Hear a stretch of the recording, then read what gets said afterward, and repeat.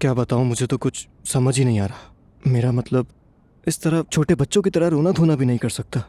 अरे महते, तुम्हारा चेहरा सब कुछ बता रहा है। बताओ, मुझे कुछ नहीं होगा।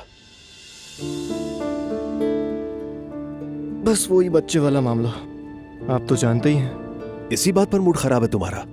पता नहीं मूड खराब हुआ या नहीं, बस दिल नहीं मान रहा मेरा भाई। इस बात को कैसे समझूं, किससे कहूं आखिर। बात अजीब सी है, मगर आदमी सोचे बगैर भी नहीं रह सकता। भाई, जो कुछ मेरा है वो 2 हिस्सों में बट जाएगा ना? क्या वाकई ऐसा ही है? हाँ, वो तो है, बटेगा ही। अगर बराबर बटा तब तो ठीक है, मगर ऐसा लगता नहीं। चचा ऐसा कभी नहीं करेंगे महते, तुम भी जानते हो। वो तो ठीक है, मगर जब अपना बच्चा होता है ना भाई, तो बात वैसी नहीं रहती। मैं ज़ैनब साहिबा का मुंह बोला बेटा हूँ। ठीक है, वो दोनों मुझसे बहुत मोहब्बत करते हैं, मेरा बहुत ख्याल रखते हैं, मगर वो अभी दुनिया में आया नहीं है।